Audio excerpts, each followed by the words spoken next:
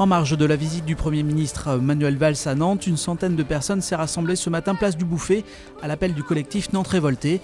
Ils entendaient dénoncer la loi travail et plus largement la politique actuelle du gouvernement. On se dit qu'on pouvait juste pas laisser le venir tranquille, les mains dans les poches, alors que nous ça fait des mois qu'on se fait mutiler par la police, qu'on essaie de se faire entendre parce qu'on veut pas de cette loi et lui il arrive comme ça, le doigt dans le nez, à l'aise. D'un point de vue strictement étudiant, il y a une volonté, on voit il y a aussi tous les anciens lycéens qui étaient en terminale, qui arrivent à la fac pour beaucoup, qui sont toujours dans cette dynamique. Voilà, les AG qu'on a faites, mine de rien, tout en étant en difficulté, elles ont réussi à mobiliser du monde. Dans les lycées aussi, il y a cette volonté, mais en fait on se retrouve seuls. Les étudiants, on n'a pas la voix vraiment dans les médias, on n'est que des étudiants, on est jeunes, on a aussi tout simplement nos études à assurer derrière. Le Premier ministre Manuel Valls est attendu mardi à Nantes. Il prendra part dans l'après-midi au 77e congrès de l'Union sociale pour l'habitat qui se tient en ce début de semaine au parc des expositions de la Beaujoire. Accompagné de la ministre du Logement Emmanuelle Cos, il vient dresser le bilan des réformes menées en matière de logement social par le gouvernement. Le congrès de l'USH rassemble durant 3 jours 12 000 professionnels, décideurs publics, organismes HLM ou bien professionnels du bâtiment. Il accueillera d'un côté des débats et des tables rondes sur le logement, mais aussi un salon professionnel présentant les nouveautés en termes d'habitat social. En marge de l'ouverture de Climate Change, une manifestation interdite par la préfecture s'est déroulée à Nantes dans un calme relatif. Jean-Michel Naga.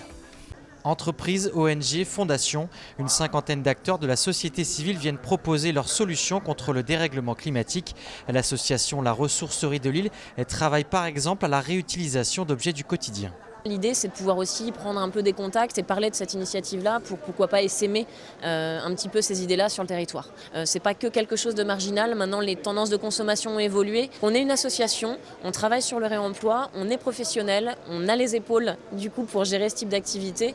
2500 participants sont attendus durant les 3 jours, l'occasion pour des fondations françaises et internationales de prendre contact avec d'éventuels financeurs. Nous recherchons d'autres acteurs locaux et internationaux pour mettre en place notre projet. Nous avons justement besoin de financement pour passer un cap, avoir un impact sur le changement climatique grâce à des initiatives locales qui améliorent la situation de nos agriculteurs. Des séances plénières, des forums, des ateliers sont également au programme.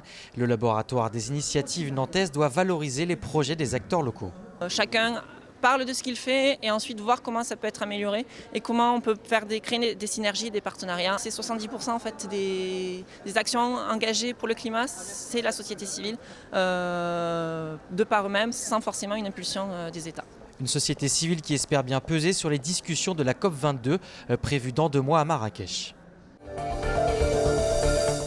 Le chômage en hausse dans les Pays de la Loire au mois d'août. Le nombre de demandeurs d'emploi de catégorie A a augmenté de 1% au niveau régional.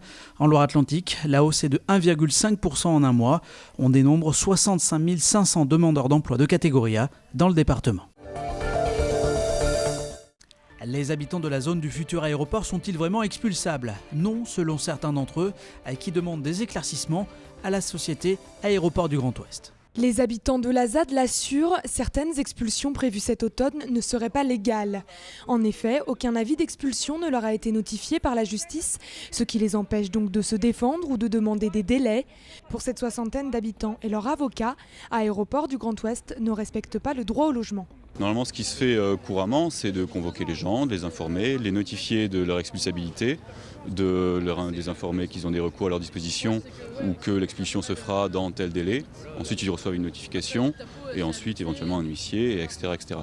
Là, ces gens se retrouvent complètement dans le flou. AGO, notamment Aéroport du Grand Ouest, n'a toujours pas fait de procédure d'expulsion. Donc soit il n'y a rien qui a été fait et en effet ces lieux-là doivent faire l'objet d'une procédure avant de pouvoir procéder à l'expulsion. Ou alors Aéroport du Grand Ouest a choisi de faire des procédures non contradictoires, ce qu'on appelle les ordonnances sur requête, pour obtenir l'expulsion des habitants. Face à ce manque de transparence, les avocats des habitants de la ZAD demandent donc à Aéroport du Grand Ouest de leur communiquer au plus vite les décisions de justice prises concernant leurs expulsions. Depuis plusieurs mois, une centaine de migrants est installée dans le presbytère Saint-Médard, quartier d'Oulon à Nantes. Leur collectif de soutien a refusé plusieurs propositions de relogement. Depuis, les négociations avec les pouvoirs publics sont rompues. À l'approche de l'hiver, ils lancent un nouvel appel pour trouver une solution. Nous attendons d'abord une discussion avec la métropole pour trouver des solutions. Nous ne sommes pas des professionnels du logement. Nous voulons discuter. Il y a des solutions sur des espaces où les gens sont moins nombreux. Il y a des accueils dans les familles. Il y a beaucoup de choses. Il y a beaucoup d'initiatives de solidarité qui se font. Et puis il y a ce besoin en nombre qui n'est pas satisfait pour l'instant. Et il faut qu'on fasse tous preuve d'imagination ensemble pour trouver une réponse le plus vite possible, puisqu'encore une fois, l'hiver approche et je vous garantis que vivre dans les lieux qui existent déjà pour l'instant, c'est très très difficile pour les intéressés.